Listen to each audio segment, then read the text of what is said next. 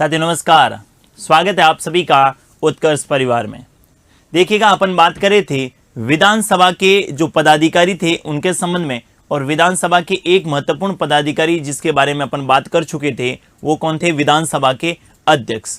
आज अपन बात करेंगे विधानसभा के उपाध्यक्ष, विधानसभा के नेता सत्तापक्ष और विधानसभा में नेता प्रतिपक्ष। इनके साथ ही विधानमंडल के क्या कार्य रहते हैं, उनकी क्या शक्तियां होती हैं, विधान परिषद की क्या भूमिका होती है, इनके संबंध में बात करने वाले हैं। देखिएगा, विधानसभा के 4 महत्वपूर्ण पदाधिकारियों के संदर्भ में आपने बात की थी। विधानसभा के 4 महत्वपूर्ण पदाधिकारियों के संदर्भ में हमने बात करने की बात कही थी। एक तो था विधानसभा का अध्यक्ष। कौन था भाई? विधानसभा का अध्यक्ष। दूसरा आपको ध्यान में रखना था विधानसभा का उपाध्यक्ष। विधानसभा का कौन? उपाध्यक्ष। तीसरा आपको ध्यान में रखना था विधानसभा में नेता सत्तापक्ष। विधानसभा में नेता सत्तापक्ष, नेता सत्तापक्ष। और विधानसभा में नेता प्रतिपक्ष। क्या ध्यान में रखेंगे? विधानसभा में नेता प्रतिपक्ष, नेता प्रतिपक्ष, या जिसे अपन क्या बोलते हैं? विपक्ष का नेता। नेता प्रतिपक्ष या फिर कैसा नेता? विपक्ष का नेता। क्लियर है? तो विधानसभा के 4 महत्वपूर्ण पदाधिकारियों के संबंध में अपन बात करने वाले हैं। एक पदाधिकारी विधानसभा अध्यक्ष के संबंध में हमने बात कर ली है कि विधानसभा का अध्यक्ष जो है ये विधानसभा के सदस्य अपने में से ही बहुमत के आधार पर, या ध्यान में रखेंगे कि विधानसभा के सदस्य अपने में से ही बहुमत के आधार पर विधानसभा के अध्यक्ष को चुनते हैं। विधानसभा के अध्यक्ष की कोई शपथ नहीं होती है। विधानसभा का अध्यक्ष अपना त्यागपत्र विधानसभा के उपाध्यक्ष को सौंपता है और उपाध्यक्ष अपना त्यागपत्र किसको सौंपता है? अध्यक्ष को सौंपता है। विधानसभा अध्यक्ष के बहुत सारे कार्य हमने पढ़े थे, जिसमें विधानसभा की कार्रवाइयों का संचालन करना, विधानसभा सदस्यों के बैठने हेतु स्थानों का आवंटन करना, कोई भी विधानसभा का सदस्य दल बदल करता है तो दल बदल के संबंध में क्या करना? निर्णय करना। इनके साथ ही विधानसभा की समस्त प्रकार की जो कार्रवाई रहती है, जैसे प्रश्नकाल है, शून्यकाल है, विधानसभा से संबंधित जो भी प्रस्ताव है उनकी क्या देना? स्वीकृति प्रदान करना। इनके अलावा विधानसभा के संबंध में हमने बात की थी कि विधानसभा को स्थगन करने का काम, यानी विधानसभा की बैठक को स्थगित या बैठक को रोकने का काम कौन करता है? विधानसभा के अध्यक्ष के द्वारा किया जाता है। अब अपन बात करेंगे विधानसभा के उपाध्यक्ष। किसके बारे में बात कर रहे हैं? विधानसभा के उपाध्यक्ष। देखिएगा, विधानसभा के उपाध्यक्ष के संबंध में बात करें तो सबसे पहले विधानसभा के उपाध्यक्ष में आपको क्या ध्यान में रखना है कि इसका चयन किस आधार पर किया जाता है। तो जैसे ही नई विधानसभा का गठन होता है, विधानसभा के सदस्य अपने में से ही किसके आधार पर? बहुमत के आधार पर विधानसभा के उपाध्यक्ष को चुनते हैं। तो क्या ध्यान में रखेंगे? नई विधानसभा के गठन के पश्चात, नई विधानसभा के गठन के पश्चात, नई विधानसभा के गठन के पश्चात विधानसभा के सदस्य, विधानसभा के सदस्य अपने में से ही, विधानसभा के सदस्य अपने में से ही बहुमत के आधार पर, बहुमत के आधार पर, बहुमत के आधार पर विधानसभा के उपाध्यक्ष को, विधानसभा के उपाध्यक्ष को, विधानसभा के उपाध्यक्ष को चुनते हैं। क्या ध्यान में रखेंगे कि जैसे ही नई विधानसभा का गठन होगा तो विधानसभा के गठन के पश्चात विधानसभा के सदस्य अपने में से ही बहुमत के आधार पर विधानसभा के उपाध्यक्ष को चुनते हैं। इसके बाद नेक्स्ट आप ध्यान में रखेंगे, इनकी भी शपथ का कोई प्रावधान नहीं होता है, अर्थात विधानसभा अध्यक्ष और उपाध्यक्ष की कोई शपथ नहीं होती है। विधानसभा उपाध्यक्ष की कोई शपथ नहीं होती है, अर्थात इसका प्रावधान नहीं है। अगर इनके त्यागपत्र की बात करें, किसकी बात करें? त्यागपत्र की बात करें तो आप त्यागपत्र में ध्यान में रखेंगे, ये अपना त्यागपत्र किसको सौंपते हैं? विधानसभा के अध्यक्ष को। तो अध्यक्ष अपना त्यागपत्र किसको सौंपता है? उपाध्यक्ष को। एंड उपाध्यक्ष अपना त्यागपत्र किसको देता है? अध्यक्ष को। सामान्यतः इनका कोई कार्य नहीं होता है, लेकिन जब विधानसभा का अध्यक्ष जब विधानसभा का अध्यक्ष अनुपस्थित रहे, ऐसी स्थिति में विधानसभा की कार्रवाइयों का संचालन कौन करता है? विधानसभा का उपाध्यक्ष करता है। तो इसके कार्य क्या रहेंगे वो आपको ध्यान में रखना है। कार्य के संदर्भ में आपको क्या ध्यान में रखना है? विधानसभा अध्यक्ष की अनुपस्थिति में क्या ध्यान में रखेंगे? विधानसभा अध्यक्ष की अनुपस्थिति में, विधानसभा अध्यक्ष की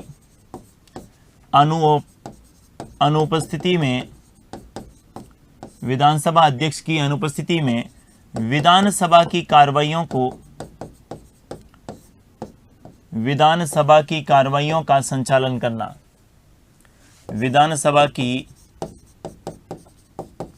कार्रवाइयों का संचालन करना, विधानसभा की कार्रवाइयों का क्या करना? संचालन करना। क्या ध्यान में रखेंगे? विधानसभा अध्यक्ष की अनुपस्थिति में। वैसे जब विधानसभा अध्यक्ष रहेगा तब इसका कोई कार्य नहीं रहेगा, लेकिन जब विधानसभा का अध्यक्ष अनुपस्थित रहे, ऐसी स्थिति में विधानसभा की कार्रवाइयों का संचालन कौन करता है? विधानसभा का उपाध्यक्ष करता है। कई बार अपन देखते हैं कि विधानसभा का अध्यक्ष और विधानसभा का उपाध्यक्ष दोनों ही अनुपस्थित हैं, न तो विधानसभा का अध्यक्ष है और न ही विधानसभा का उपाध्यक्ष है। ऐसी स्थिति में विधानसभा की कार्रवाइयों का संचालन किनके द्वारा किया जाता है? तो इनके लिए एक पूरी की पूरी टीम तैयार की जाती है कि जब भी विधानसभा का अध्यक्ष और उपाध्यक्ष नहीं होता है, तो ऐसी स्थिति में जो 5-7 लोगों का समूह जो तय कर रखा है विधानसभा के अध्यक्ष ने, वो विधानसभा की कार्रवाइयों का क्या करते हैं?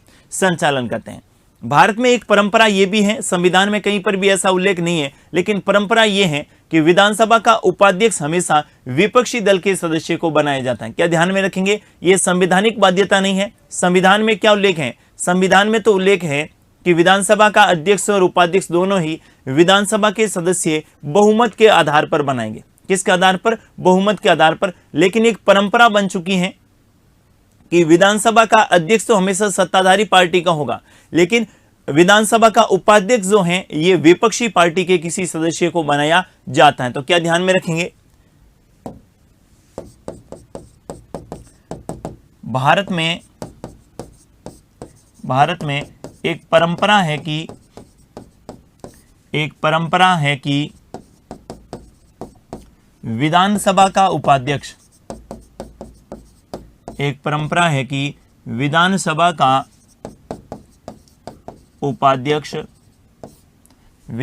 का उपाध्यक्ष हमेशा विपक्षी दल के सदस्य को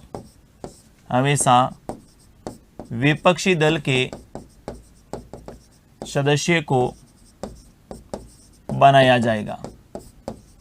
विपक्षी दल के सदस्य को बनाया जाता है। विपक्षी दल के सदस्य को बनाया जाता है। ये संवैधानिक बाध्यता नहीं है, ये केवल क्या है?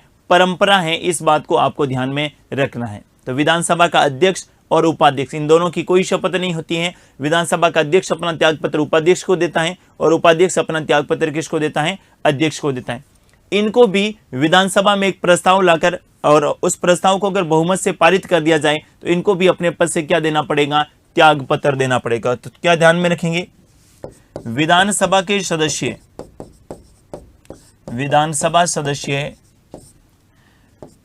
विधानसभा उपाध्यक्ष को हटाने हेतु विधानसभा उपाध्यक्ष को हटाने हेतु एक प्रस्ताव लाए एवं वह प्रस्ताव बहुमत से स्वीकृत कर दिया जाए, बहुमत से पारित हो जाए तो विधानसभा उपाध्यक्ष को त्यागपत्र देना पड़ेगा। विधानसभा उपाध्यक्ष को त्यागपत्र देना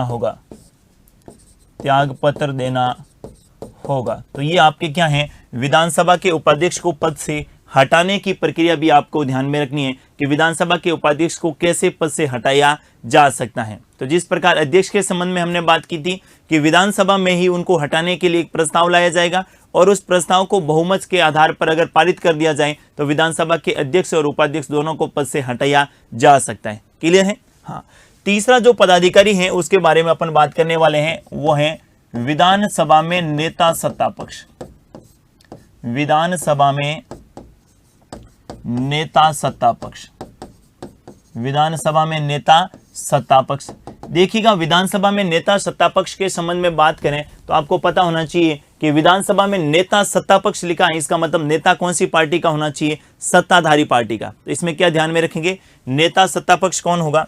पहली बात तो अगर मुख्यमंत्री विधानसभा का सदस्य है, ठीक है, और सामान्यतः जहां एक सदनीय व्यवस्था है, जहां केवल विधानसभा है, विधान परिषद नहीं है, वहां पर नेता सत्ता पक्ष भी कौन होता है? मुख्यमंत्री ही होता है। लेकिन जहां पर दो सदनीय व्यवस्था है, यानी जहां पर विधान परिषद भी है, ऐसी स्थिति में मुख्यमंत्री जिस सदन का सदस्य होगा उसमें नेता सत्ता पक्ष मुख्यमंत्री होगा, और बाकी सत्ताधारी पार्टी के कौन सी पार्टी के?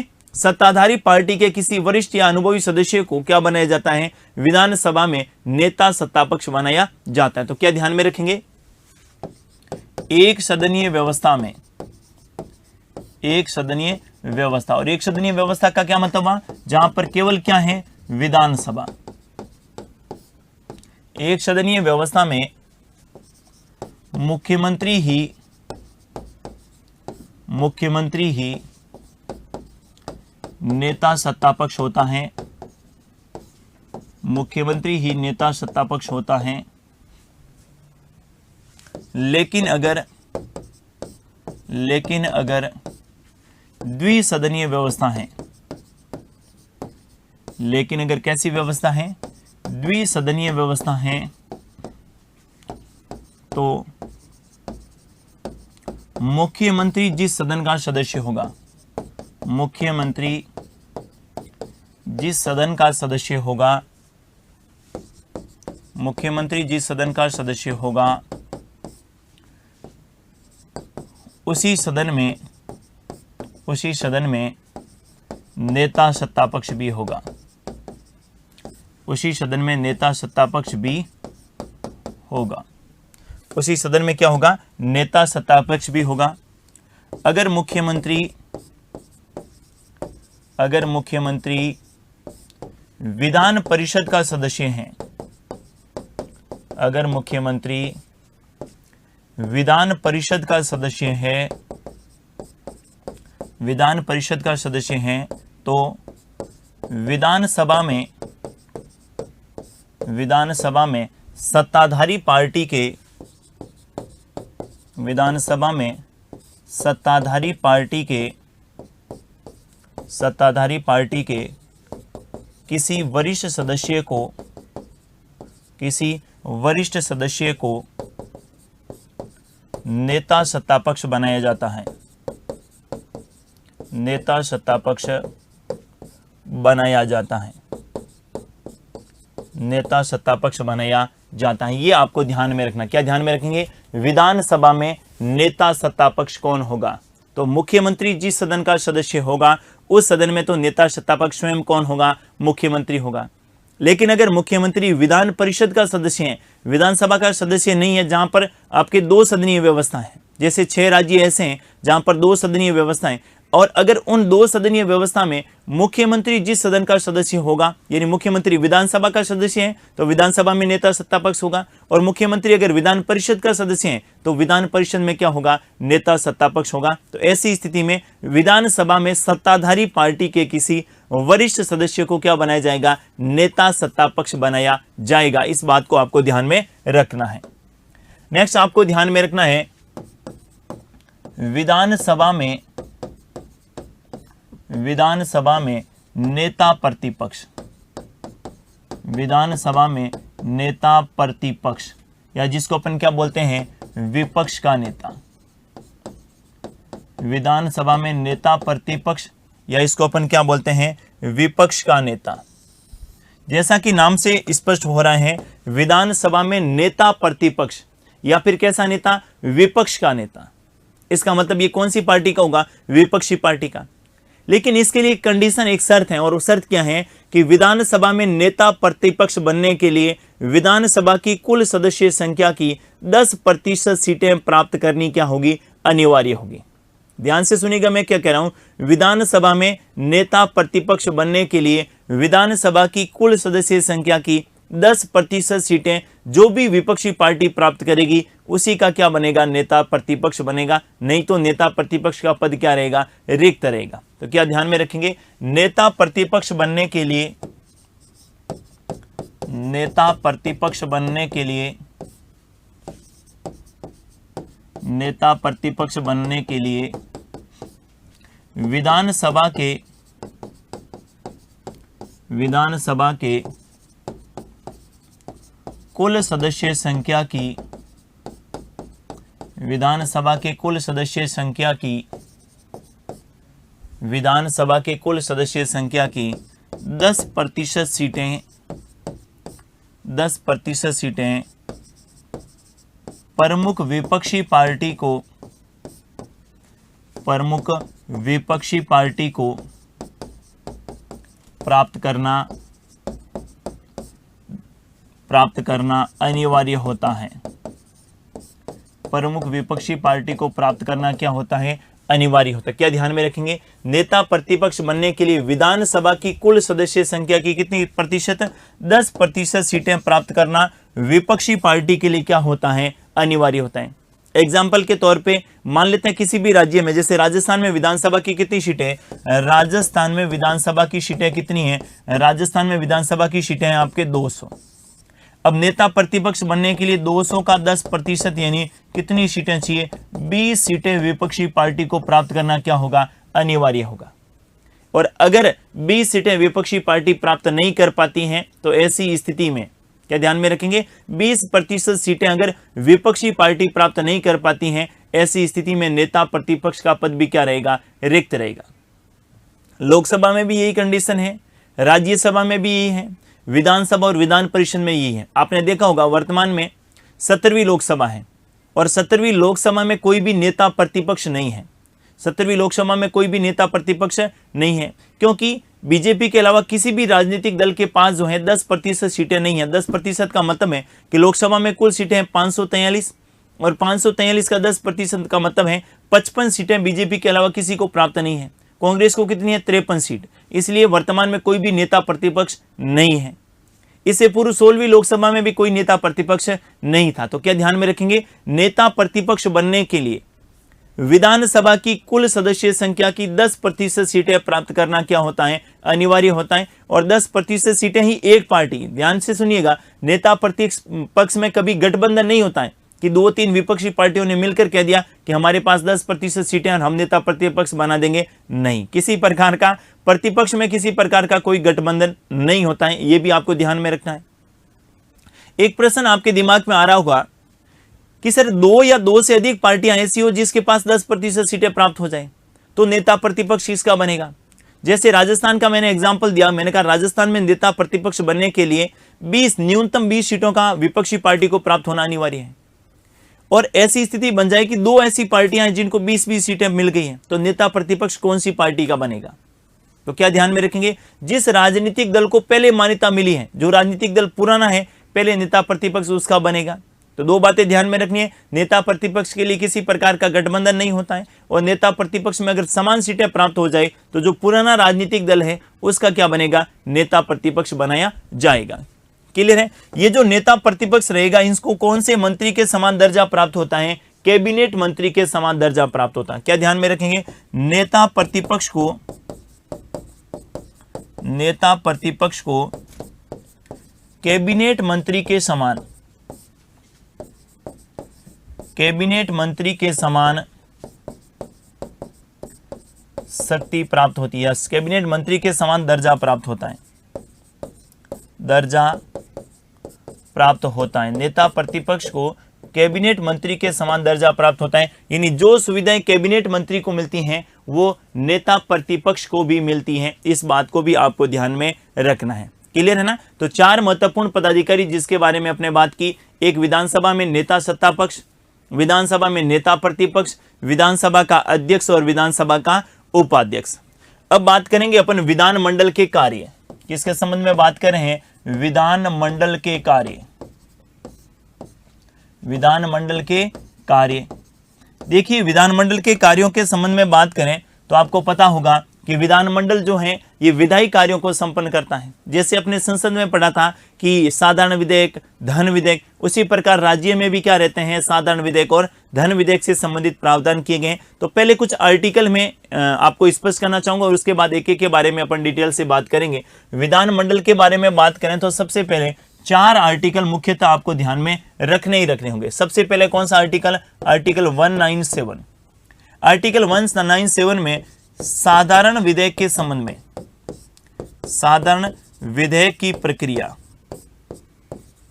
साधारण विधेयक की क्या दी गई है, प्रक्रिया का उल्लेख किया गया है। आर्टिकल 198 में धन विधेयक की प्रक्रिया है। किसकी प्रक्रिया है, धन विधेयक की प्रक्रिया है। इसके बाद नेक्स्ट आर्टिकल आप ध्यान में रख सकते हैं 199, इसमें धन विधेयक की परिभाषा दी गई है। धन विधेयक की परिभाषा, देखिएगा धन विधेयक की परिभाषा अगर केंद्र के संदर्भ में पूछे तो आर्टिकल 110 ध्यान में रखेंगे और राज्य के संदर्भ में पूछे आर्टिकल 199 ध्यान में रखेंगे। इसके बाद अगला आर्टिकल आप ध्यान में रख सकते हैं 200, और आर्टिकल 200 में क्या है, विधेयकों पर राज्यपाल की स्वीकृति, विधेयकों पर राज्यपाल की स्वीकृति। और एक आर्टिकल और आप ध्यान में रख सकते हैं और वो कौन सा होगा, आर्टिकल 201। और आर्टिकल 201 में क्या ध्यान में रखेंगे, राज्यपाल या राज्य विधानमंडल के संबंध में क्या ध्यान में रखेंगे, राज्य विधानमंडल के संबंध में किसी विधेयक में राष्ट्रपति को प्राप्त शक्ति, राष्ट्रपति को प्राप्त शक्ति, राष्ट्रपति को प्राप्त शक्ति। तो ये 5 आर्टिकल आपको ध्यान में रखने ही रखने हैं। आर्टिकल 197 में साधारण विधेयक के संबंध में जो प्रक्रिया जो हमने आर्टिकल 107 में पढ़ी थी वो आर्टिकल 197 में आपको ध्यान में रखनी है। इसके बाद जो बातें अपने यानी केंद्र के संदर्भ में हमने बात की थी, कौन सा आर्टिकल कौन सा पढ़ा था, 107, ठीक है ना। तो वो की वो प्रक्रिया केंद्र के संदर्भ में आर्टिकल, राज्य के संदर्भ में आर्टिकल 197। जो हमने बात की थी धन विधेयक की प्रक्रिया, आर्टिकल कौन सा था केंद्र के संदर्भ में 109, यहाँ पर कौन सा है 198। धन विधेयक की प्रक्रिया हमने बात की थी कौन सा आर्टिकल 110, यहाँ पर कौन सा है 199। और राष्ट्रपति और यहाँ पर क्या रहेगा राज्यपाल, कौन सा आर्टिकल 200। तो ये जो केंद्र और राज्य में अगर आप तुलनात्मक रूप से पढ़ेंगे तो आपका कंसेप्ट क्या हो जाएगा, क्लियर हो जाएगा कि राज्य के संदर्भ में किसी विधेयक में कौन कौन से आर्टिकल हैं और संघ के संदर्भ में कौन कौन से आर्टिकल आपको ध्यान में रखने हैं।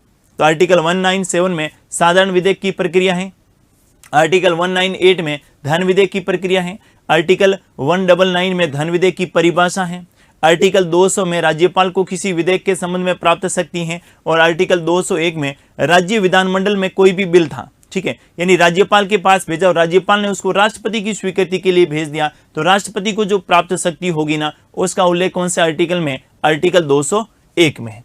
अब देखिएगा जिस प्रकार हमने संसद के बारे में पढ़ा था कि संसद के सत्र का आहूत करना, उसका सत्रावसान करना, उसी प्रकार राज्यों के संदर्भ में भी ये प्रावधान आपको ध्यान में रखना है। क्या ध्यान में रखेंगे, भारतीय संविधान के आर्टिकल 174 में, कौन से आर्टिकल में, 174 में विधानमंडल के सत्र को, विधानमंडल के सत्र को आहूत, विधानमंडल के सत्र को क्या करना, आहूत या सत्रावसान के संबंध में, आहूत या सत्रावसान के संबंध में शक्तियों का उल्लेख किया गया है। आहूत या सत्रावसान के संबंध में प्रावधान किए गए, कौन सा आर्टिकल में, 174 में। सबसे पहले अपन बात करते हैं विधानमंडल का सत्र आहूत करना, विधानमंडल के सत्र को क्या करना भाई, आहूत करना, विधानमंडल के सत्र को क्या करना, आहूत करना। देखिए विधानमंडल में बात करें तो विधानमंडल में भी 3 प्रकार के सत्र होते हैं। सबसे पहले वर्ष का जो पहला सत्र होता है उसे अपन बजट सत्र कहते हैं, उसके बाद दूसरा जो रहता है उसे अपन मानसून सत्र कहते हैं, और तीसरा जो रहता है उसे अपन क्या बोलते हैं, शीतकालीन सत्र। 2 सत्रों के बीच में कितने माह से अधिक का समय नहीं होना चाहिए, 6 माह का समय नहीं होना चाहिए। तो इस बात को भी आप नोट कर सकते हैं। क्या नोट करेंगे, विधानमंडल में 3 प्रकार के सत्र होते हैं। विधानमंडल में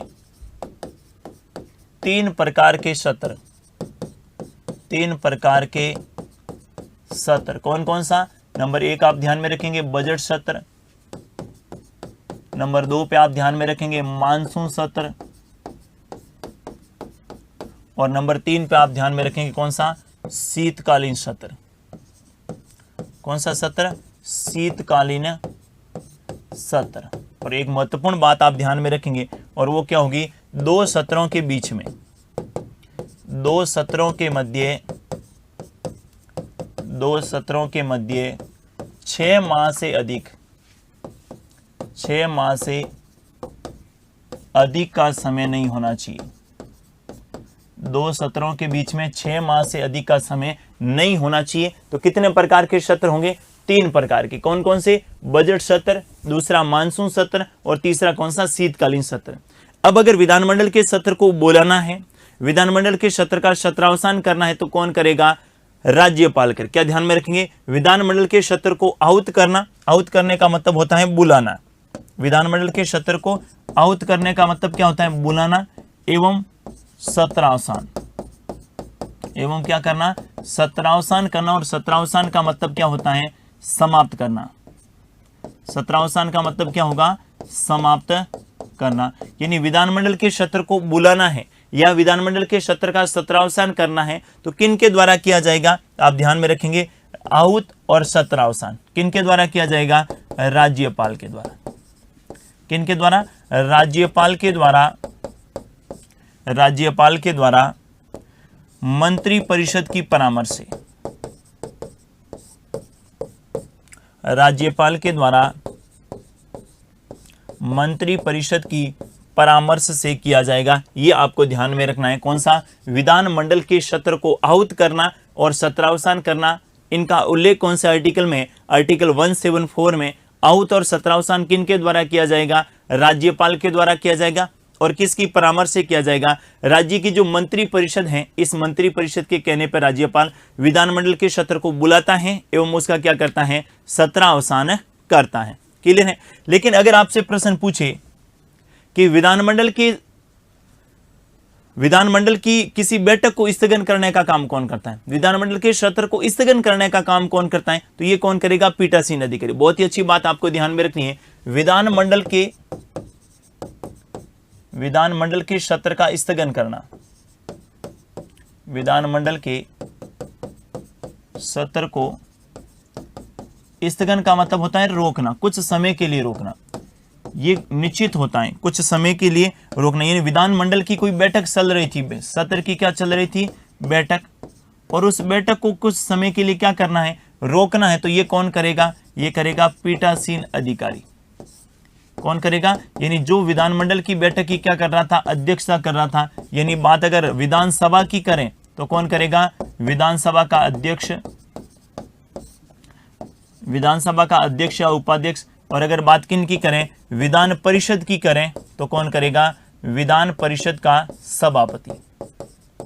कौन करेगा, विधान परिषद का सभापति। ये भी आपको ध्यान में रखना है। तो स्थगन का आप पूछे तो पीठासीन अधिकारी करना है। लेकिन अगर आपसे पूछे कि सत्र को आहूत करना, सत्र का सत्रावसान करना, या फिर विधानसभा को भंग करना, ये तीनों प्रावधान आर्टिकल 174 में है। और ये तीनों ही कार्य किनके द्वारा किए जाते हैं, राज्यपाल के द्वारा, राज्य की मंत्री परिषद की परामर्श से किए जाते हैं। इस बात को भी आपको ध्यान में रखना है। क्लियर है। हाँ, अब बात करते हैं विधेयक के संबंध में। किसके संबंध में बात करते हैं, विधेयक। देखिए, विधेयक को अपन 2 भागों में बांट सकते हैं। कितने भागों में बांट सकते हैं, 2 भागों में बांट सकते हैं। एक तो कौन सा, सरकारी विधेयक। कैसा विधेयक होगा, सरकारी विधेयक। और दूसरा कौन सा होगा, गैर सरकारी विधेयक। सरकारी विधेयक और गैर सरकारी विधेयक। हमें कैसे पता चलेगा कि सरकारी है कि गैर सरकारी है? अगर किसी भी विधेयक को मंत्री के द्वारा विधानमंडल में पेश किया है तो कैसा होगा, सरकारी।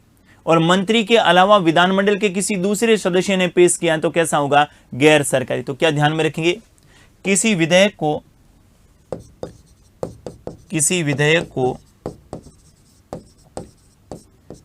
को विधानमंडल में मंत्री के द्वारा पेश किया गया है, मंत्री के द्वारा पेश किया गया है तो सरकारी विधेयक होगा, सरकारी विधेयक होगा। मंत्री के द्वारा पेश किया गया तो कैसा विधेयक होगा, सरकारी विधेयक होगा। लेकिन गैर सरकारी किसको कहेंगे, मंत्री के अलावा, क्या ध्यान में रखेंगे, मंत्री के अलावा विधानमंडल के किसी दूसरे सदस्य के द्वारा, विधानमंडल के किसी अन्य सदस्य के द्वारा, किसी अन्य सदस्य के द्वारा कोई विधेयक पेश किया गया है, कोई विधेयक पेश किया गया है तो गैर सरकारी विधेयक होगा। कैसा विधेयक होगा, गैर सरकारी विधेयक होगा। तो पहले तो आपको ध्यान में रखना है, विधेयक दो प्रकार के होंगे, एक तो सरकारी और दूसरा कौन सा, गैर सरकारी। अगर मंत्री ने पेश किए हैं, सभी प्रकार के धन विधेयक कैसे होते हैं, सरकारी होते हैं, और सभी प्रकार के धन विधेयक को कौन पेश करता है, मंत्री के द्वारा पेश किया जाता है। दूसरा कौन सा, गैर सरकारी। गैर सरकारी जो है ये मंत्री के अलावा विधानमंडल का कोई भी सदस्य पेश कर सकता है, कौन सा होगा, गैर सरकारी। तो इसमें आप एग्जाम्पल लिख सकते हैं, कौन सा, धन विधेयक, मनी बिल जो रहते हैं, धन विधेयक। तो धन विधेयक हमेशा कैसे रहेंगे, सरकारी विधेयक ही होंगे, और साधारण विधेयक जो रहेंगे वो सरकारी भी हो सकते हैं और गैर सरकारी भी हो सकते हैं। तो साधारण विधेयक को विधानमंडल का कोई भी सदस्य पेश कर सकता है, अगर सरकारी है तो मंत्री करेगा, और सरकारी नहीं है तो मंत्री के अलावा विधानमंडल का कोई भी सदस्य कर सकता है। लेकिन धन विधेयक पहले हमेशा जो है ये किनके द्वारा पेश किया जाएगा, मंत्री के द्वारा ही पेश किया जाएगा, क्योंकि सभी प्रकार के धन विधेयक कैसे होते हैं, सभी प्रकार के धन विधेयक सरकारी विधेयक होते हैं। हाँ, अब बात करते हैं सबसे पहले कौन से विधेयक के संबंध में, साधारण विधेयक। कौन सा विधेयक, साधारण विधेयक। और साधारण विधेयक से संबंधित जो प्रक्रिया है इनका उल्लेख कौन सा आर्टिकल में, 197 में। साधारण विधेयक की प्रक्रिया का उल्लेख कौन सा आर्टिकल में, 197 में। साधारण विधेयक विधानमंडल के किसी भी सदन में पेश किया जा सकता है। अगर दो सदन हैं तो विधानसभा या विधान परिषद किसी भी सदन में हो जाएगा, लेकिन अगर एक ही सदन है तो पहले कहां होगा, विधानसभा में ही होगा, सीधी सी बात है। साधारण विधेयक सरकारी भी हो सकता है, गैर सरकारी भी हो सकता है। अगर सरकारी है तो कौन पेश करेगा, मंत्री करेगा। अगर सरकारी नहीं है तो मंत्री के अलावा कोई भी विधानमंडल का सदस्य इसे पेश कर सकता है। तो क्या ध्यान में रखेंगे, साधारण विधेयक, साधारण विधेयक, साधारण विधेयक विधानमंडल के किसी भी सदन में पेश किया जा सकता है, पेश किया जा सकता है, पेश किया जा सकता है। अगर सरकारी विधेयक है, अगर सरकारी विधेयक है, सरकारी विधेयक है तो मंत्री के द्वारा पेश किया जाएगा, मंत्री के द्वारा पेश किया जाएगा, मंत्री के द्वारा पेश किया जाएगा। लेकिन अगर गैर सरकारी विधेयक है, लेकिन अगर गैर सरकारी विधेयक है तो मंत्री के अलावा किसी भी सदस्य के द्वारा किसी भी सदस्य के द्वारा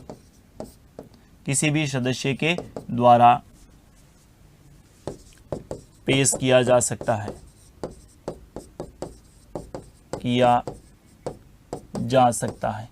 क्या ध्यान में रखेंगे? साधारण विधेयक जो है ये विधानमंडल के किसी भी सदन में पेश किया जा सकता है। अगर सरकारी है तो कौन करेगा? मंत्री करेगा, और गैर सरकारी है तो मंत्री के अलावा कोई भी विधानमंडल का सदस्य पेश कर सकता है। क्लियर है? हाँ। अब बात करते हैं, कोई भी साधारण विधेयक था और उसे मान लेते हैं पहले कहां पेश किया? विधानसभा में। साधारण विधेयक को पहले कहां पेश किया? विधानसभा में। तो जिस भी सदन में पहले पेश किया जाएगा उसमें कितने वाचन होंगे? 3 वाचन। तो क्या ध्यान में रखेंगे कि किसी साधारण विधेयक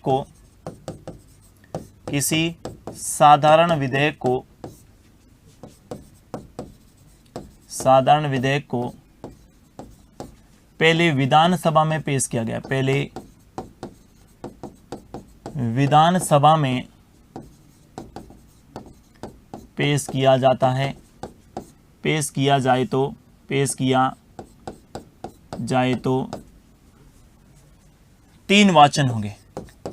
कितने वाचन होंगे? दोनों सदनों में 3 होंगे। अगर विधान परिषद में पेश किया जाए तो भी 3 वाचन होंगे, और विधानसभा में पेश किया जाए तो भी कितने वाचन होंगे? 3 वाचन होंगे। तो कितने वाचन होंगे? 3 वाचन। प्रत्येक वाचन में क्या क्या होता है इसको आपको ध्यान में रखना है। जैसे मैंने लिखा प्रथम वाचन, हालांकि इसको अपन पढ़ चुके हैं जब अपने केंद्र में यानी संसद में कानून निर्माण की प्रक्रिया को पढ़ा था, लेकिन एक बार आपका रिवाइज हो जाएगा। प्रत्येक वाचन में क्या क्या घटनाएं होती हैं ये हमारे लिए महत्वपूर्ण है और इनका एग्जाम में प्रश्न पूछा जाता है। अगर प्रथम वाचन की बात करें तो प्रथम वाचन में क्या होता है? विधेयक का प्रस्तुतिकरण। क्या होगा? विधेयक का प्रस्तुतिकरण, और इसके बाद में विधेयक का गजट में प्रकाशन। विधेयक को गजट में प्रकाशित करवाना, विधेयक को गजट में क्या करवाना? प्रकाशित करवाना। और गजट में प्रकाशित होते ही प्रथम वाचन की क्या मान ली जाती है? समाप्ति मान ली जाती है। कई बार एग्जाम में प्रश्न पूछा जाता है कि प्रथम वाचन की समाप्ति कब मानी जाती है? तो गजट में प्रकाशित होते ही प्रथम वाचन की क्या मान ली जाती है? समाप्ति मान ली जाती है। तो प्रथम वाचन में 2 बातें ध्यान में रखेंगे। सबसे पहले विधेयक का क्या होता है? इसमें प्रस्तुतिकरण, और उसके बाद में विधेयक को गजट में क्या करवा दिया जाता है? प्रकाशित करवा दिया जाता है। इसके बाद अपन बात करेंगे किसकी? द्वितीय वाचन। कौन सा वाचन? द्वितीय वाचन। इसमें क्या होगा? द्वितीय वाचन में विधेयक पर विस्तार पूर्वक चर्चा। क्या ध्यान में रखेंगे? विधेयक पर विस्तार पूर्वक चर्चा। विधेयक पर विस्तार पूर्वक क्या करना? चर्चा। दूसरा क्या ध्यान में रखेंगे? विधेयक में सभी प्रकार के संशोधन। विधेयक में सभी प्रकार के संशोधन, विधेयक में सभी प्रकार के क्या करना? संशोधन करना। तीसरा, विधेयक को प्रवर या संयुक्त प्रवर समिति को सौंपना। विधेयक को प्रवर या संयुक्त प्रवर का मतलब है दो सदन है तो संयुक्त प्रवर समिति को सौंपना, प्रवर या संयुक्त प्रवर समिति को सौंपना। विधेयक को प्रवर या संयुक्त प्रवर समिति को सौंपना, या फिर कई बार विधेयक में जनता की राय जानने हेतु समाचार पत्रों में प्रकाशित करवाना। क्या ध्यान में रखेंगे? जनता की राय जानने हेतु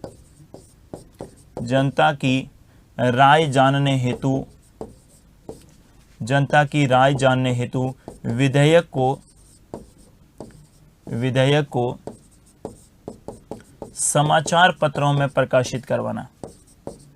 समाचार पत्रों में क्या करवाना? प्रकाशित करवाना। विधेयक को समाचार पत्रों में क्या करवाना? प्रकाशित करवाना। तो सबसे महत्वपूर्ण वाचन कौन सा होता है? सबसे महत्वपूर्ण वाचन होता है द्वितीय वाचन।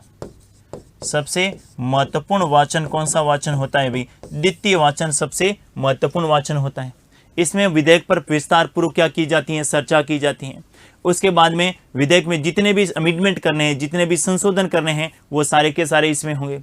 तीसरा आप ध्यान में रख सकते हैं विधेयक को प्रवर समिति और संयुक्त प्रवर समिति। प्रवर समिति एक सदन से संबंधित होती है। भाई विधेयक में विस्तार पूर्वक चर्चा हो गई, अब संशोधन उसको जल्दबाजी में पारित नहीं करके एक कमेटी बना दी जाए, ये अस्थायी समिति होती है। और वो समिति क्या करेगी, उस विधेयक की प्रत्येक पहलू पे डिटेल से क्या करेगी, डिस्कस करेगी और उसके बाद उसकी रिपोर्ट जो है विधानमंडल के समक्ष रखेगी। इसके बाद में कई बार ऐसा होता है कि दोनों सदनों को मिलाकर एक संयुक्त प्रवर समिति का गठन कर दिया जाए, जिसमें कुछ सदस्य विधानसभा के और कुछ जो है विधान परिषद के ले लिए जाए। इसके बाद में कई बार जनता की राय जानने हेतु विधेयक को समाचार पत्रों में भी क्या करवा दिया जाता है, प्रकाशित करवा दिया जाता है। तो ये सारी बातें कौन से वाचन में ध्यान में रखेंगे, द्वितीय वाचन। इसके बाद कौन सा वाचन आप ध्यान में रखेंगे, तृतीय वाचन। तृतीय वाचन।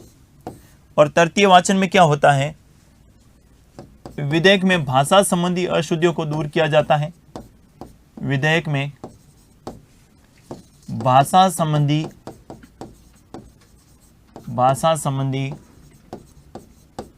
अशुद्धियों को दूर किया जाता है। भाषा संबंधी अशुद्धियों को दूर किया जाता है एवं दूसरी, विधेयक को मतदान के लिए रखा जाता है। विधेयक को मतदान के लिए रखा जाता है। विधेयक को मतदान के लिए रखा जाता है। अगर विधेयक पारित हो जाता है, अगर विधेयक पारित हो जाता है, अगर विधेयक क्या हो जाता है, पारित हो जाता है, तो विधेयक कहां जाएगा, दूसरे सदन में। कौन से सदन में जाएगा, दूसरे सदन में। और दूसरे सदन में भी कितने वाचन होंगे, 3 वाचन। कितने वाचन होंगे, 3 वाचन होंगे। और प्रत्येक वाचन में जो बातें हमने यहां पर करी हैं वही होगा। वापस से रिवाइज करवा रहा हूं।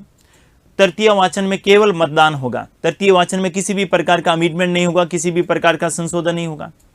अगर विधेयक को पारित कर दिया जाता है तो इसके बाद विधेयक दूसरे सदन में जाएगा और दूसरे सदन में भी कितने वाचन होंगे, 3 वाचन। तो क्या ध्यान में रखेंगे, विधेयक दूसरे सदन में। अब विधेयक जो है कौन से सदन में है, दूसरे सदन में। विधेयक दूसरे सदन में। तो दूसरे सदन में भी कितने वाचन होंगे, तो मैंने कहा दूसरे सदन में भी कितने वाचन होंगे, 3 वाचन होंगे। कितने वाचन होंगे, 3 वाचन होंगे, जिसमें प्रथम, द्वितीय और तृतीय। तृतीय वाचन में क्या होगा, विधेयक पर क्या होगा, मतदान। और द्वितीय वाचन के द्वितीय सदन के सामने निम्नलिखित विकल्प रहते हैं, या तो विधेयक को स्वीकृत कर दिया जाए, यानी जैसे पहले सदन से आया है वैसा का वैसा क्या कर दिया जाए, स्वीकृत कर दिया जाए, या फिर विधेयक को क्या कर दिया जाए, अस्वीकृत कर दिया जाए। विधेयक को क्या कर दिया जाए, अस्वीकृत कर दिया जाए। या फिर विधेयक को कुछ संशोधन के पश्चात, विधेयक में कुछ संशोधन के पश्चात, कुछ संशोधन के पश्चात प्रथम सदन के विचारार्थ, प्रथम सदन के विचारार्थ रखा जाए, प्रथम सदन के विचारार्थ रखा जाए। और अगर प्रथम सदन इनको मान लेता है, अगर प्रथम सदन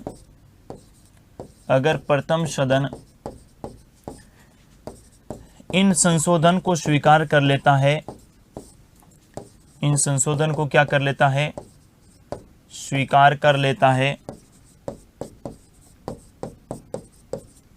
तो विधेयक किनकी स्वीकृति के लिए जाएगा, विधेयक को राज्यपाल की स्वीकृति हेतु भेज दिया जाता है। राज्यपाल की स्वीकृति हेतु भेजा जाता है। राज्यपाल की स्वीकृति हेतु भेजा जाता है। क्लियर है ना। अब 2 बातें आपको राज्य के संबंध में विशेष रूप से ध्यान में रखनी। क्या ध्यान में रखेंगे, क्योंकि विधान परिषद को राज्यसभा के समान शक्तियां प्राप्त नहीं है। विधान परिषद जो है साधारण विधेयक को प्रथम बार में 3 माह के लिए और दूसरी बार में 1 माह के लिए रोक कर रख सकती है। तो क्या ध्यान में रखेंगे, यहां पर 2 बहुत ही महत्वपूर्ण बातें ध्यान में रखेंगे। विधान परिषद यानी पहले बिल को कहां रखा था, विधानसभा में। पहले बिल को कहां रखा था, विधानसभा में। और विधानसभा में पारित होने के बाद कहां आया ये, विधान परिषद में। तो विधान परिषद को विधान परिषद को कितने माह का समय दिया जाएगा? 3 माह में विधेयक को स्वीकृत करना होगा। विधेयक को क्या करना होगा? स्वीकृत करना होगा। 3 माह में विधेयक को क्या करना होगा? स्वीकृत करना होगा। अगर 3 माह में नहीं किया है तो क्या ध्यान में रखेंगे? विधान परिषद को 1 माह का अतिरिक्त समय दिया जाएगा। विधान परिषद को 1 माह का और अतिरिक्त समय दिया जाएगा, और अतिरिक्त समय दिया जाएगा, और अतिरिक्त समय दिया जाएगा। तो कुल कितने माह तक रोक कर रख सकती है? तो ध्यान में रखिएगा, विधान परिषद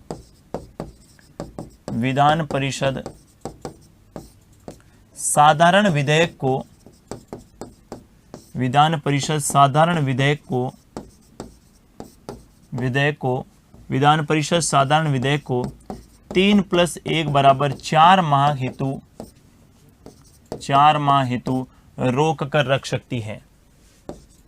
4 माह हेतु रोक कर रख सकती है। कितने माह के लिए रोक कर रख सकती है? 3 + 1 = 4 माह तक के लिए रोक कर रख सकती है। कौन से विधेयक को? साधारण। वापस से रिवाइज करवा रहा हूं, बहुत ही महत्वपूर्ण बात है। अगर किसी भी विधेयक को पहले विधानसभा में रखा गया, विधानसभा में पारित होने के बाद कहां आया? विधान परिषद में। तो विधान परिषद को कितने माह का समय दिया जाएगा? 3 माह का। कि भाई आपके पास 3 माह का समय, आपको 3 माह में इस विधेयक को क्या करना है? पारित करना है। अगर विधान परिषद 3 माह में इस विधेयक को पारित नहीं करे, अगर विधान परिषद 3 माह में इस विधेयक को पारित नहीं करे, तो विधान परिषद को 1 माह का और समय दिया जाएगा। तो कुल कितने माह का समय? 4 माह। अगर 4 माह में भी विधान परिषद इसे पारित नहीं करे तो विधानसभा में इसे, विधान परिषद में इसे पारित मान लिया जाएगा। तो कुल कितने माह तक रोक कर रख सकती है? 4 माह। क्या ध्यान में रखेंगे? अगर 4 माह तक, अगर विधान परिषद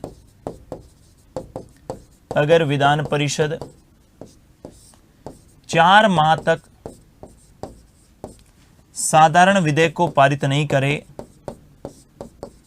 4 माह तक साधारण विधेयक को पारित नहीं करे, 4 माह तक साधारण विधेयक को पारित नहीं करे, तो पारित मान लिया जाएगा। पारित मान लिया जाएगा।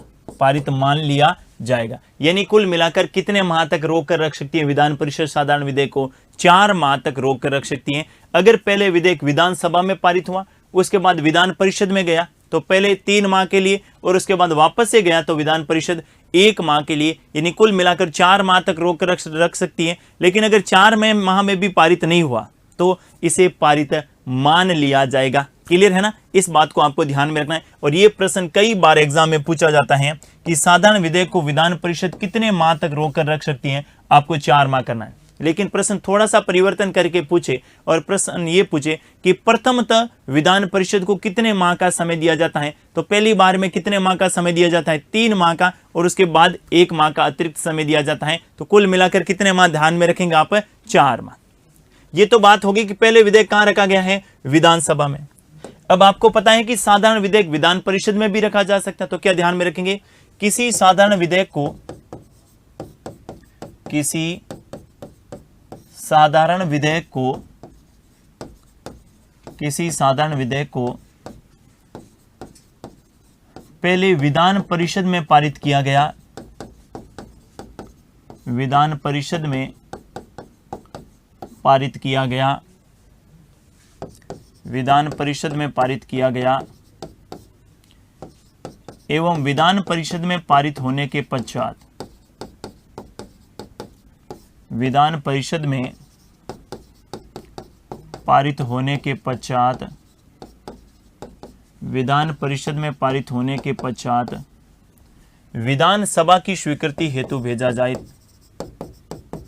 विधानसभा की स्वीकृति हेतु भेजा जाए, विधानसभा की स्वीकृति हेतु भेजा जाए, और विधानसभा उसे स्वीकृत नहीं करे, विधानसभा उसे स्वीकृत नहीं करे तो क्या होगा, विधेयक समाप्त हो जाएगा। विधेयक क्या होगा, समाप्त हो जाएगा,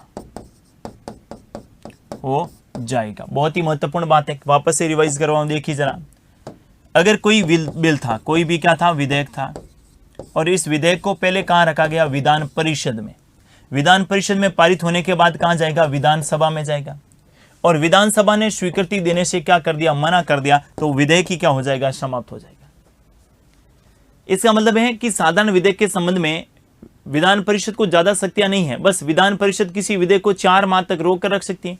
अगर किसी विधेयक को पहले विधान परिषद में पेश किया है और विधान परिषद में पेश करने के पश्चात विधानसभा के लिए स्वीकृति के लिए भेजा है और विधानसभा स्वीकृति देने से मना कर दे, तो विधेयक क्या हो जाएगा, समाप्त हो जाएगा। यह भी आपको ध्यान में रखना है। अपन कौन से विधेयक के बारे में बात कर रहे हैं, साधारण विधेयक, और प्रावधान कौन सा, आर्टिकल 197। नेक्स्ट आपको ध्यान में रखना है, साधारण विधेयक पर राज्यपाल की स्वीकृति। साधारण विधेयक पर राज्यपाल की स्वीकृति, राज्यपाल की स्वीकृति। और साधारण विधेयक पर राज्यपाल की स्वीकृति में कौन सा आर्टिकल ध्यान में रखेंगे, 200। तो राज्यपाल या तो क्या कर देगा, स्वीकृत, क्या कर देगा, स्वीकृत, या इसे क्या कर सकता है, अस्वीकृत भी कर सकता है, मंत्रिपरिषद की परामर्श है ना, या इसको क्या कर सकता है, पुनर्विचार के लिए भेज सकता है, पुनर्विचार हेतु भेजना। लेकिन कितनी बार भेज सकता है, एक ही बार। अगर वापस से ये परामर्श वापस से अगर कोई बिल राज्यपाल की स्वीकृति के लिए आता है तो राज्यपाल को उस विधेयक पर क्या करना होगा, स्वीकृति प्रदान करनी होगी। तो राज्यपाल किसी विधेयक को पुनर्विचार के लिए कितनी बार भेज सकता है, एक बार। लेकिन वापस से बिना संशोधन के या संशोधन करके राज्यपाल की स्वीकृति के लिए आए तो राज्यपाल को स्वीकृति प्रदान करनी होगी। तीसरा और सबसे महत्वपूर्ण बिंदु आप इसमें ध्यान में रखेंगे, राज्यपाल किसी विधेयक को, राज्यपाल विधेयक को राष्ट्रपति हेतु सुरक्षित रख सकता है, राष्ट्रपति हेतु सुरक्षित रख सकता है, राष्ट्रपति हेतु सुरक्षित रख सकता है। क्या ध्यान में रखेंगे, राज्यपाल विधेयक को राष्ट्रपति के लिए क्या कर सकता है, सुरक्षित रख सकता है। यह बहुत ही महत्वपूर्ण बात है। यानी राज्य विधानमंडल ने कोई बिल पारित किया है, राज्यपाल की स्वीकृति के लिए भेजा है, तो राज्यपाल उसको राष्ट्रपति के लिए सुरक्षित रख सकता है, यानी राष्ट्रपति के लिए स्वीकृति के लिए भेज सकता है। यह भी प्रावधान कौन से आर्टिकल में है, 200 में। नेक्स्ट आर्टिकल अपन बात करेंगे, आर्टिकल 201। और आर्टिकल 201 में क्या है, राष्ट्रपति को राज्य विधानमंडल के द्वारा राज्य विधानमंडल के द्वारा पारित किसी विधेयक के संबंध में प्राप्त शक्ति, किसी विधेयक के संबंध में प्राप्त शक्ति, किसी विधेयक के संबंध में प्राप्त शक्ति। कौन सा आर्टिकल ध्यान में रखेंगे, 201। अब आपको पूछे कि संसद के संदर्भ में राष्ट्रपति को कौन सी आर्टिकल के तहत शक्ति प्राप्त है, 111। और अगर आपसे पूछे कि राज्य विधानमंडल के संदर्भ में कौन सी आर्टिकल के तहत शक्ति प्राप्त है, तो कौन सा ध्यान में रखेंगे, 201। भाई यहां पर राज्यपाल ने किसी विधेयक को कहां भेजा था, राष्ट्रपति के लिए। अब राष्ट्रपति को जो शक्ति प्राप्त होगी उनका उल्लेख कौन से आर्टिकल में है, 201। तो दोनों ध्यान में रखिएगा। 200 में क्या है, राज्यपाल को प्राप्त शक्ति, राज्यपाल किसी विधेयक को राष्ट्रपति की स्वीकृति के लिए भेज सकता है। और 201 में राष्ट्रपति को प्राप्त शक्ति है। तो राष्ट्रपति को क्या क्या शक्ति प्राप्त होगी, देखिए, राष्ट्रपति इसे क्या कर सकता है, राष्ट्रपति विधेयक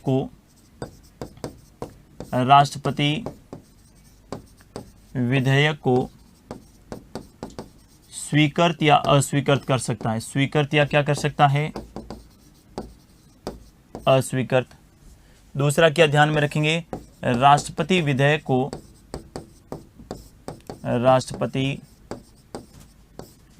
को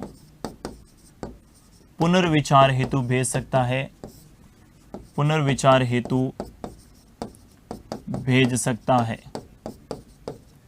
अब ये वाली बात महत्वपूर्ण है, अगर पुनर्विचार के पश्चात, अगर पुनर्विचार के पश्चात,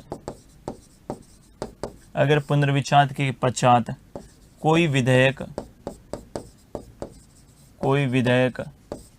राष्ट्रपति की स्वीकृति के लिए आता है, कोई विधेयक राष्ट्रपति की स्वीकृति हेतु भेजा जाता है, राष्ट्रपति की स्वीकृति हेतु भेजा जाता है, तो राष्ट्रपति स्वीकृति प्रदान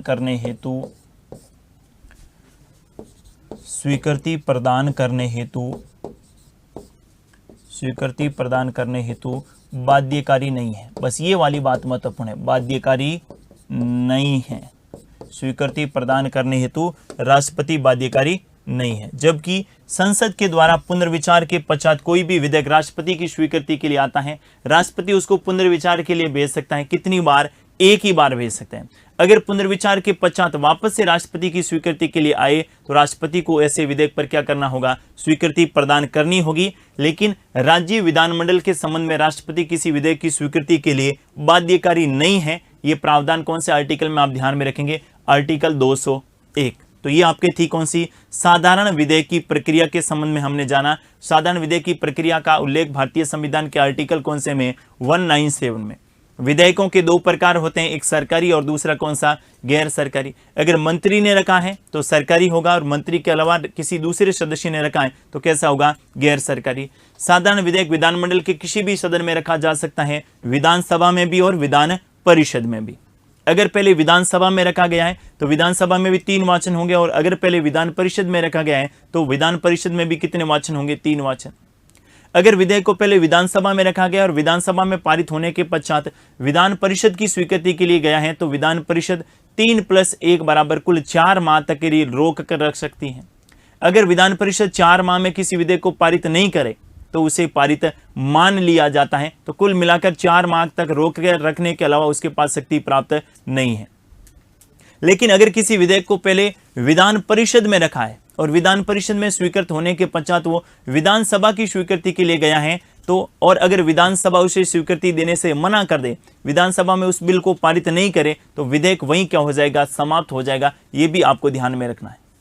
इसके बाद आर्टिकल 200 में राज्यपाल को प्राप्त शक्ति है किसी विधेयक के संबंध में, तो राज्यपाल स्वीकृत कर सकता है, राज्यपाल पुनर्विचार के लिए भेज सकता है, या राज्यपाल राष्ट्रपति के लिए क्या कर सकता है? सुरक्षित रख सकता है।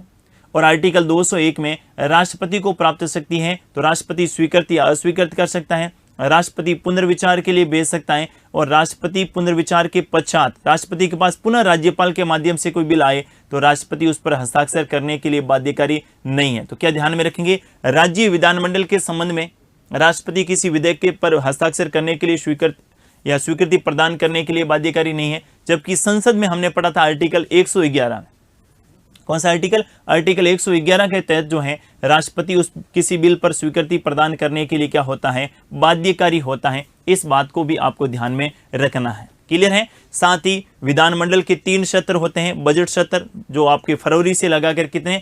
फरवरी, मार्च, अप्रैल और मई 4 महीने चलता है। उसके बाद जून में अवकाश है, वही जो संसद में हमने पढ़ा था। उसके बाद शीतकाल मानसून सत्र होता है 3 माह का, और उसके बाद में शीतकालीन सत्र होता है नवंबर और दिसंबर। तो जून, अक्टूबर और जनवरी में विधानमंडल का सत्र भी सामान्यतः क्या रहता है? अवकाश रहता है। विधानमंडल के सत्र को बुलाना और उसका सत्रावसान करना कौन करता है? राज्यपाल के द्वारा किया जाता है। लेकिन विधानसभा की बैठकों का स्थगन जो है ये किन के द्वारा किया जाएगा? विधान परिषद की बैठकों का स्थगन पीठासीन अधिकारी के द्वारा किया जाएगा। अगर विधानसभा की बात करें तो विधानसभा का अध्यक्ष या उपाध्यक्ष, और विधान परिषद की बात करें तो विधान परिषद में सभापति या उपसभापति के द्वारा किया जाता है। इस बात को भी आपको ध्यान में रखना है। क्लियर है? नेक्स्ट बात करेंगे अपन धन विधेयक की क्या प्रक्रिया रहती है। धन विधेयक पहले विधानसभा में क्यों पारित किया जाता है, धन विधेयक की क्या परिभाषाएं, उसके संबंध में बात करेंगे। साथ ही विधानसभा के भंग हो जाने पर विधानसभा के भंग हो जाने पर किसी विधेयक पर क्या प्रभाव पड़ेगा, इनके अलावा विधानमंडल में बजट निर्माण की प्रक्रिया क्या होती है, ये प्रस्ताव क्या होते हैं, इनके संबंध में भी बात करने वाले हैं। इसको आपको ध्यान में रखना है। आज के लिए बस इतना ही, मिलेंगे नेक्स्ट वीडियो लेक्चर में। तब तक के लिए पढ़ते रहिए और खुश रहिएगा। Thank you.